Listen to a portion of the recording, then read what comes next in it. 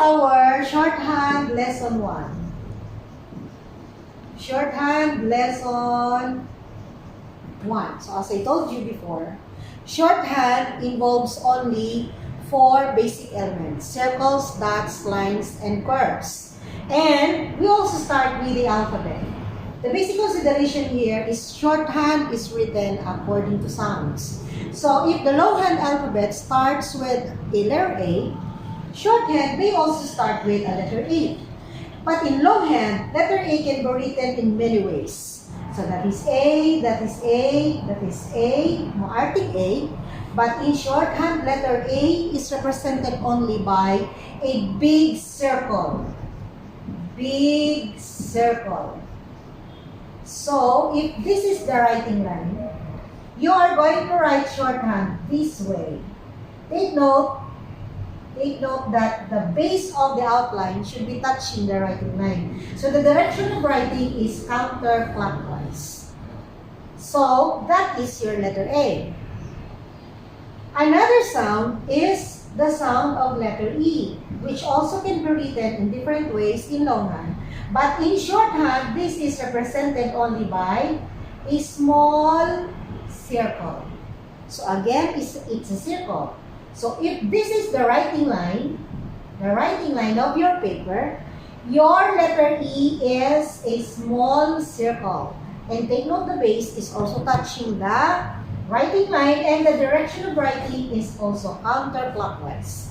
Note that whether you are kaliwete or not, the direction of writing should not change, because you will not be able to join later on if the direction of writing is wrong. The next sound of the shorthand alphabet that we have is letter T. Letter T, pwede yan ganyan, o mamarte yan. But this is represented by a short, slanted, upward. Upward meaning pataas. Upward stroke. So again, if this is the line, and that is the line, for example, your letter T is this one. So short, upward, the direction of writing is going up. So almost half of the writing line. So that is your letter T. The next one is letter D. So if that one is, the letter T is represented by a short, upward, slanted line, letter D is represented by a long, upward, slanted line. Ang ganda ng sulat ng lola mo. Okay. So again, if this is the line of writing, your letter D is represented by this, occupying one whole of the writing line, but the direction of writing is upwards. You do not write it downwards. When you write it downwards, it represents another sound. Okay? So we already have 4. A, E, T, D. So you see the relationship? Big circle, small circle, short, slanted upward stroke, and long, slanted upward stroke. So may relationship po siya. So take note that shorthand is written according to sounds. Meaning to say, silent words are not considered in shorthand or are omitted in shorthand. So given these letters that we have here or sounds, we can already form words. Diba? So can you form words out of these 4 letters that we have here? What words can you form out of these 4 letters that we have here? Mga ano-ano na mga words. Example, I give an example. Eat. E-T. The sound. Take note. Take note, the sound is E and T only. A is not sounded. Hindi po siya iyat. Eat. Baliktadin mo yan, magiging siyang T. T. Diba? So, the sound is T and E. Okay? Tae. Then we have 8. Past tense naman. So, the sound is A and T. Can you follow? Can you follow? Then we have ad, as in advertise. Or ad, as in dagdag. Parehas. Or aid, as in ayuda. big element. Okay? So the sound of these are all A and B. Take note, you might ask, wala namang I. Wala pa namang I.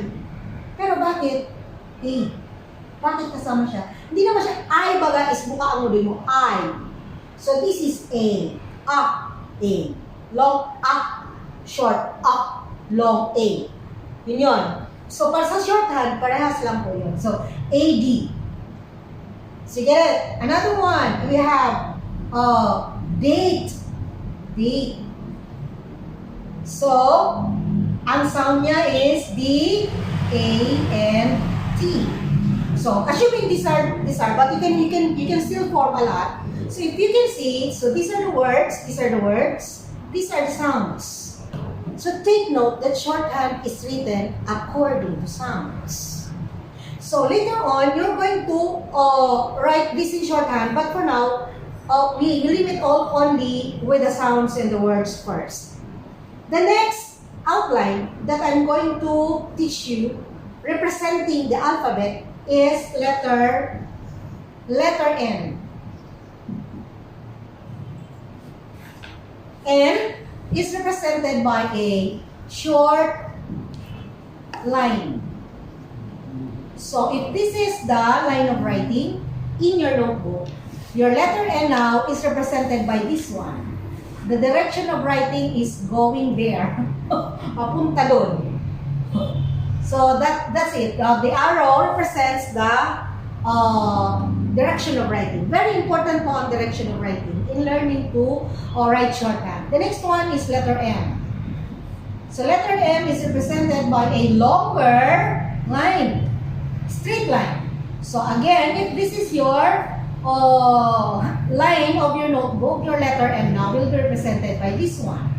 So that is the direction of writing M. If you're going to write it in the middle part of the writing line, it's going to represent another outline. So it should be nasa baba. Medyo lang konti kasi parehas siya na straight, so tiras ko ng konti. But ideally sana, nandun lang sa nasa base ng writing line. The base of the shorthand outline should be touching the writing line. So given we already have 6, so this is the composition of the first lesson.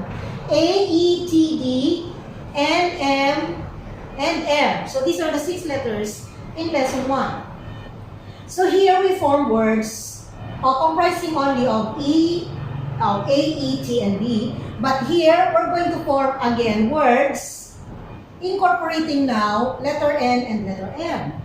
So, what words can you form? Can you give me one? So, we have here, man.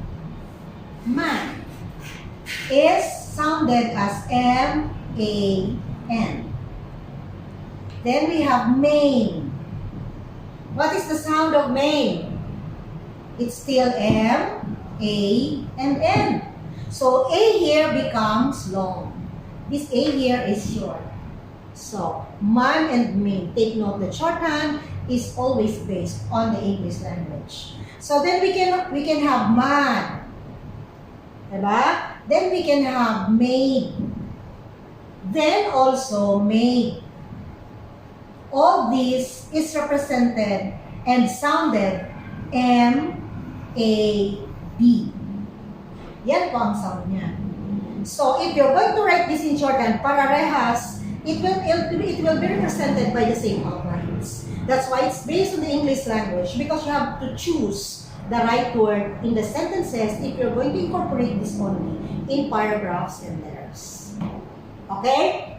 Understood po? So yeah, these are the first six letters or 6 sounds of the shorthand alphabet comprising lesson 1. So as you can see, these are the most simple outlines. So as I said in our first video, we have shorthand is represented only by circles. So you see the circles there. Lines, these are considered as lines. And these are lines. Wala pa tayong curve kasi medyo mahirap ang curve. And of course, dots.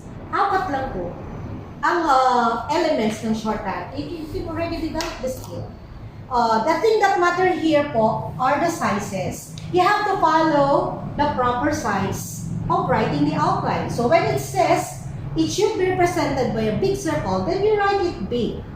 It should be represented by a small, then it should be distinguished from the big one. So the small circle representing letter E is distinguished from the big circle representing letter A because of the size. You get it? Okay, the same way with letter T, which is represented by the short upward slanted stroke, and letter D, which is also represented by the same slanted upward stroke but occupying the whole of the writing line. Tignan mo, kalahating puno. Diba? Itlog ng pugo, itlog ng manok. So magkaiba siya. Ang itlog ng pugo, maliit. Ang itlog ng manok, malaki. O, gets? Then letter N and letter M. So short and long is small and medium size. Kasi meron pa po dyan large. At meron pa extra large later on. So, for now, yan lang po muna ang ano natin. If you're going to complete this or join this, makikita nyo na ang mga outlines. In our next videos, I'm going to teach you how to join the outlines, forming these words into shorthand outlines. But for now, you have to study and master this first. How this letter representation is or are written using these symbols following these letters of the alphabet. So, i-master nyo lang po muna yan. So, write it as much as you can. Write it 3 times in your notebook there. And write it 4 times there. And then, yan, yan, yan, ganyan. Tapos, N, M, M. Write it at least 3 times in your notebooks. Okay? It is important that you have a steno notebook if you are learning shorthand. So, you can buy steno notebooks in different bookstores. There are a lot of them and a lot of brands, but you can choose even those that are only cheap. And we use only an ordinary pen in writing shorthand because yung mga ink pens na bablat po yun at the start. So, if you already have the skill, then you can make use of that. But for now, use the ordinary pens. Okay? So again, these are the composition of the first lesson of shorthand. These are the letter sounds A, E, T, D, and M, which are represented by these outline circles, big circle for A, small circle for E, short slanted upward stroke for T, long slanted upward stroke for D, and then short straight line for N, short straight line for M. And take note that shorthand is written according to sounds. That's why the silent words are omitted in shorthand. So, silent words are omitted in shorthand. Yan. Okay, so thank you so much for watching. Salamat po. Parang mali ang watching ko. Watching. Thank you po.